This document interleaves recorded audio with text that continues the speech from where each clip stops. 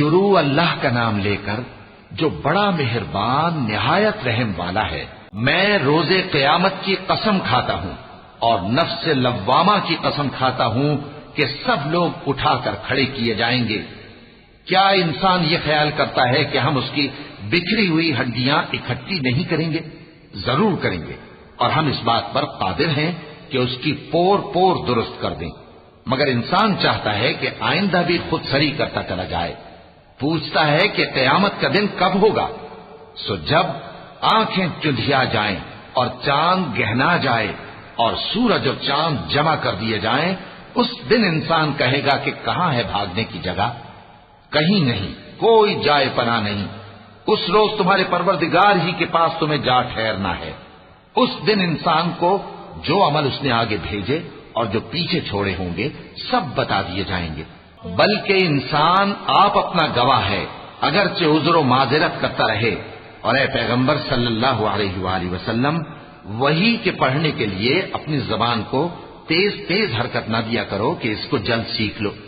اس کا جمع کرنا اور پڑھانا ہمارے ذمے ہے۔ سو جب ہم اسے پڑھا کریں تو تم اس کو سنا کرو اور پھر اسی طرح پڑھا کرو۔ پھر اس کے معانی کا بیان بھی ہمارے ذمے ہے۔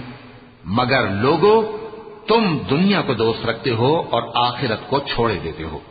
اس روز بعض چہرے رونقدار ہوں گے، اپنے پروردگار کی طرف نظر کیے ہوئے ہوں گے، اور بہت سے چہرے اس دن اداس ہوں گے، خیال کریں گے کہ ان کے ساتھ کمر توڑ معاملہ کیا جائے گا۔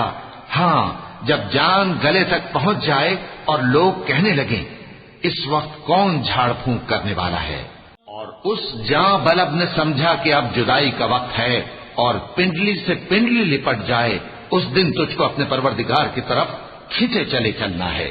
پھر ایسے مغرور نے نہ تو پیغمبر صلی اللہ علیہ وآلہ وسلم کو سچا جانا اور نہ نماز پڑھی، لیکن جھٹلایا اور منہ پھیر لیا، پھر اپنے گھر والوں کے پاس اکڑتا ہوا چل دیا۔ خرابی ہے تیری، خرابی پر خرابی ہے، پھر خرابی ہے تیری، خرابی پر خرابی ہے۔ کیا انسان یہ خیال کرتا ہے کہ اسے یوں ہی چھوڑ دیا جائے گا؟ کیا وہ منی کا جو ٹپکائی جاتی ہے ایک قطرہ نہ تھا، پھر لوتھڑا ہوا، پھر اللہ نے اس کو بنایا، سو اس کے اعضاء کو درست کیا، پھر اس کی دو قسمیں بنائی، مرد اور عورت۔ کیا اس کو اس بات پر قدرت نہیں کہ مردوں کو زندہ کر دے؟ صدق اللہ العظیم۔